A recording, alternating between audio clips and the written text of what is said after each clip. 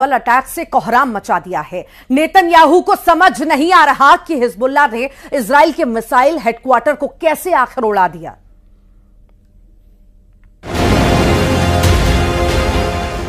उड़ा दिया इजराइल का मिसाइल हेडक्वार्टर।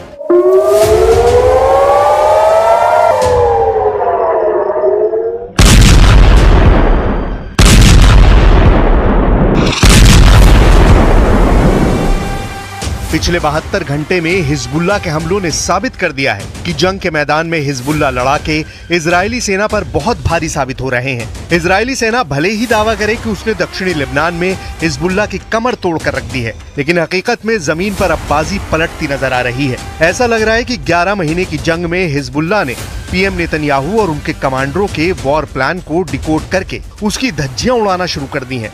हिजबुल्लाह का सबसे ताजा हमला इजराइल के सफाद में हुआ, जहां आईडीएफ का एक गुप्त अड्डा मौजूद था। हिजबुल्लाह का दावा है कि उसने तिब्रियास झील के उत्तर पश्चिम में स्थित इजरायली सेना के मिसाइल हेडक्वार्टर को भयानक ड्रोन हमलों से तबाह और बर्बाद कर दिया है।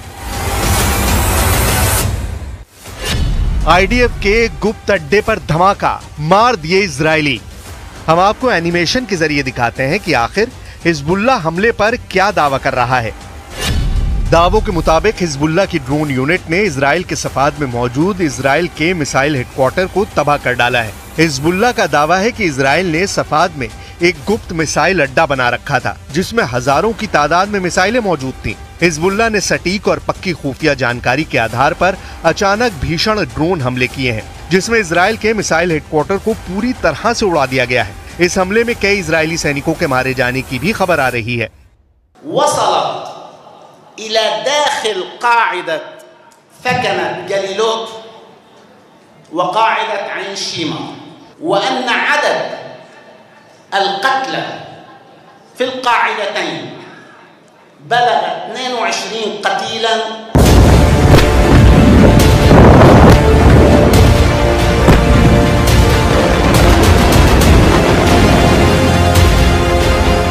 इधर इजरायली सेना ने हिजबुल्लाह के दावों पर कोई प्रतिक्रिया नहीं दी है। इजरायली सेना अभी भी दक्षिणी लेबनान पर भीषण हवाई हमले करने में जुटी है। पीएम नेतन्याहू भी हिजबुल्लाह के हमलों पर चुप्पी साधे बैठे हैं, लेकिन हिजबुल्लाह ने यूरोपियन और मिडिल ईस्ट के टॉप सूत्रों से पता लगाने का दावा किया है कि उसके हमले से इजरायली सेना को भारी नुकसान हो रहा है। अब आप ये देखिए कि हिजबुल्लाह लड़ाके इजरायली मिसाइल डिपो को उड़ाने पर और क्या क्या दावे कर रहे हैं।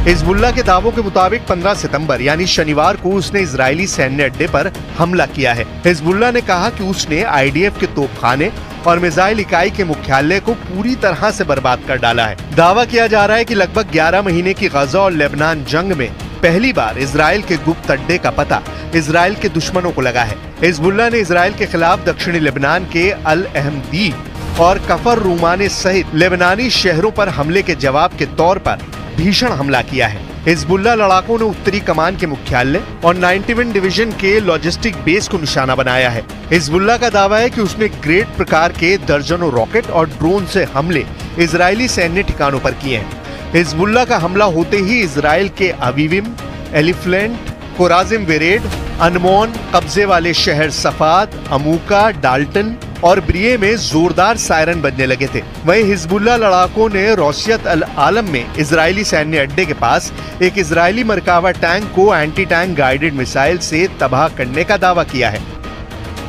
अब ऐसे हालात में सवाल उठ रहे हैं कि आखिर इजरायली सेना और नेतन्याहू किस आधार पर दावा कर रहे हैं कि इजरायली सेना गजा से लेकर लेबनान तक जंग जीत रही है, जबकि इजराइल के मिसाइल हेडक्वार्टर को तबाह करने से पहले हिजबुल्लाह लड़ाके एक बड़े हमले में इजराइल के 22 सैनिकों को मारने का दावा कर चुके हैं। हिजबुल्लाह लड़ाकों ने इजरायली सेना पर ऐसा खूंखार और बेरहम हमला किया कि इजराइल के प्रधानमंत्री नेतन्याहू और रक्षा मंत्री योव गैलेंट के होश फाख्ता हो गए।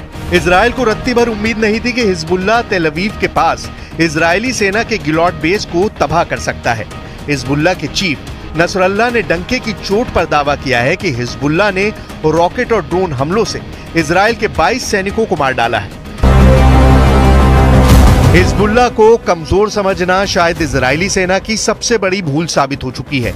इजरायली सेना बेशक गजा के साथ साथ लेबनान पर घातक हमले कर रही हो, लेकिन खुद इजराइल के टॉप सैन्य अफसर चेतावनी दे रहे हैं कि हिजबुल्लाह को हमास समझना इजरायली सेना की बड़ी भूल साबित हो सकती है।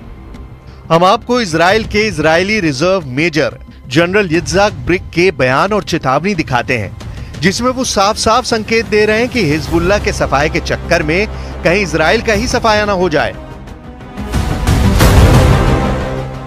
Reserve major general Yitzhak brick का साफ कहना है कि अगर लेबनान से सीधी और बड़ी जंग इजराइल ने की तो हिजबुल्लाह इजराइल के तेल अवीव, गुशदैन को तबाह कर सकती है। इजरायली जनरल ने यहां तक कहा कि अगर इजराइल ने लेबनान के साथ युद्ध को आगे बढ़ाने का फैसला किया तो इसके गंभीर परिणाम भुगतने होंगे। उन्होंने यहां तक कहा कि इजरायली सेना के टॉप अफसरों की बात निरर्थक होती जा रही है। इजरायली चैनल 12 के साथ एक इंटरव्यू में इजरायली जनरल ब्रिक ने यहां तक कह दिया कि हिजबुल्लाह पर हमले का झूठा प्रचार बंद करें, क्योंकि इजरायली सेना काफी छोटी है। इजरायली सेना के पास सिर्फ 6 डिवीजन है जो हमास तक को खत्म नहीं कर सकती है।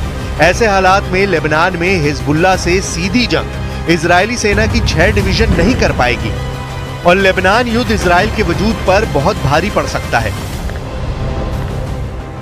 पिछले 100 घंटे में हिजबुल्लाह ने इजराइल के गिलॉट बेस में हमला करके 22 इजरायली सैनिकों को मार डाला है और अब इजराइल के सफाद में पूरा मिसाइल हेडक्वार्टर उड़ाकर हिजबुल्लाह ने इजरायली सेना की हालत खराब करके रख दी है।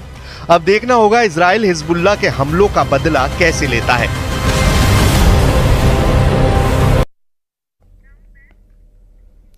गाजा में इजराइल ने ताजा हमला किया है और इस हमले में 18 लोगों की जान चली गई। इजराइल के प्रधानमंत्री नेतन्याहू ने गाजा में हमले के तेज करने के जो ऑर्डर पास किए हैं उसके पीछे की वजह समझना भी बहुत जरूरी है। इस स्पेशल रिपोर्ट में देखिए नेतन्याहू ने इजरायली डिफेंस फोर्स को नया ऑर्डर क्या दिया है और कैसे लंबी खींचती जंग को लेकर कहा जा रहा है कि इसका नतीजा बस आने ही वाला है।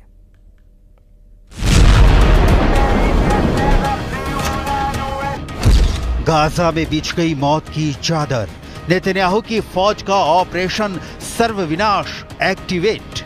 18 लोगों की हो गई मौत, 40 से ज्यादा हो गए घायल।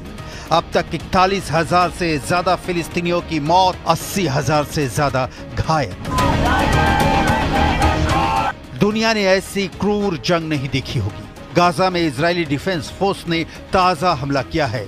यह हमला दक्षिणी गाजा में हुआ है। इजरायली सेना ने एक स्कूल को निशाना बनाकर जबरदस्त बमबारी की है। गाजा के जिस स्कूल में यह हमला हुआ है वहां ज्यादातर विस्थापित लोग शरण लिए हुए थे। इस हमले में बच्चे भी मारे गए हैं। जमीन का सीना चीरकर गाजा में जिंदगी बचाने की जद्दोजहद बता रही है कि यह जंग इंसानियत पर किस कदर भारी पड़ रही है। इसके अलावा खान यूनिस में इजराइल हमास युद्ध से विस्थापित फिलिस्तीनियों के लिए बने एक शिविर को निशाना बनाया गया।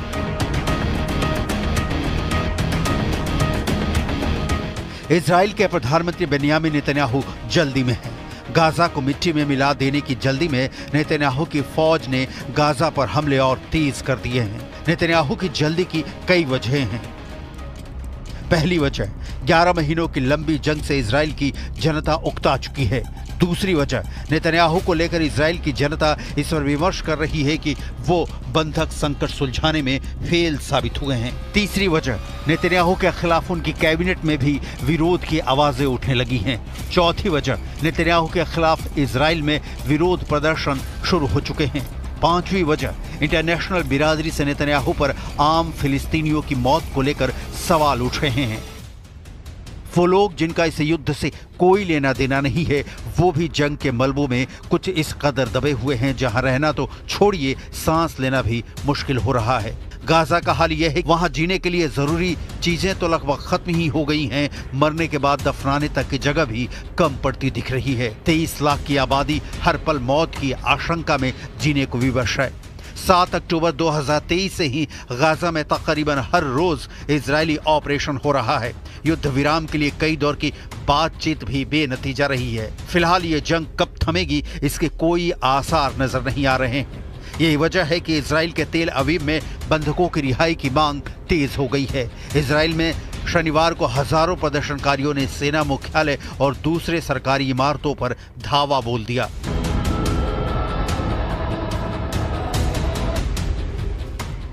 इस दौरान प्रदर्शनकारियों ने प्रधानमंत्री नेतन्याहू के खिलाफ नारेबाजी की और गाजा में बंधक बनाए गए 100 से ज्यादा बंधकों की रिहाई के लिए हमास के साथ शांति बनाने का दबाव डाला।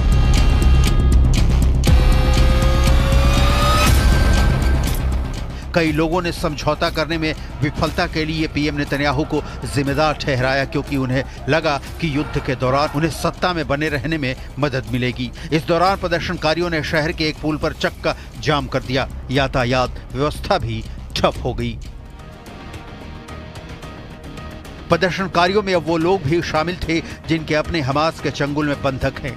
इस दौरान नाराज प्रदर्शनकारियों ने गुलाबी धुएं वाले पटाखे जलाकर और बंधकों की तस्वीरों के साथ अपना विरोध दर्ज कराया। ये भी कहा कि जब तक बंधकों की रिहाई नहीं हो जाती उनका विरोध प्रदर्शन जारी रहेगा। 7 अक्टूबर 2023 को हमास के लड़ाकों ने इजराइल में घुसकर 250 इजरायली और विदेशी नागरिकों को बंधक बना लिया था।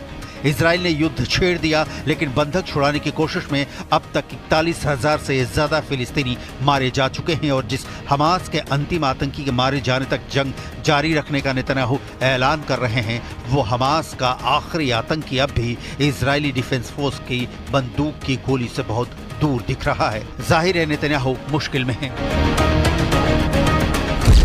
संयुक्त अरब अमीरात ने भी इजराइल से मुंह फेरा। यूएई ने कहा है कि अगर इजराइल अलग फिलिस्तीन देश नहीं बनाता तो वो जंग के बाद के उनके प्लान का समर्थन नहीं करेंगे। यूएई के विदेश मंत्री अब्दुल्ला बिन जायद अल नहान ने सोशल मीडिया पर इसकी जानकारी दी। इजरायली पीएम नेतन्याहू ने मई में जंग के बाद गाजा के लिए एक प्लान जारी किया था। नेतन्याहू का कहना है कि इसके जरिए गाजा का विकास होगा। प्लान जंग खत्म होने की तारीख से लेकर साल 2035 तक के लिए था। इसे 3 स्तरों में बांटा गया था।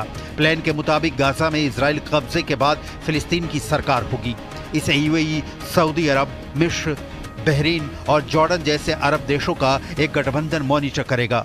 इजरायली प्लान में गाजा के पोर्ट्स में निवेश से लेकर सौर ऊर्जा और इलेक्ट्रिक कारों की मैन्युफैक्चरिंग जैसी कई योजनाओं का जिक्र है।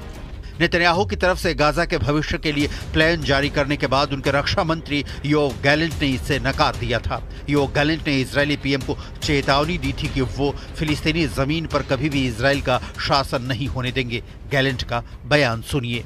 हमास के बाद गाजा का अस्तित्व तभी मुमकिन है जब यहाँ फिलिस्तीन के लोग ही अंतर्राष्ट्रीय समुदाय की मदद से सत्ता संभाले। अगर सरकार ने सही समय पर गाजा के लिए हमास का विकल्प नहीं ढूंढा तो इजराइल का मिलिट्री ऑपरेशन कमजोर पड़ जाएगा। हमास फिर से अपनी जड़ें जमाना शुरू कर देगा। नेतन्याहू के समर्थन में खड़े अमेरिका में चुनाव का माहौल है और बाइडेन की पार्टी की विदाई के बाद ट्रंप सत्तासीन होते हैं तो युद्ध की सूरत पर भी असर पड़ना तय है। संयुक्त अरब अमीरात जैसे देश अमेरिका के कहे में ही काम करते हैं और संयुक्त अरब अमीरात अगर ये कह रहा है कि वो नेतन्याहू के प्लान से इत्तेफाक नहीं रखता है तो इसका मतलब है कि अपने समर्थक देशों के बीच ही नेतन्याहू घिर चुके हैं। सवाल फिर वही घूम फिर कर खड़ा होता है कि इजराइल हमास युद्ध आखिर कब तक।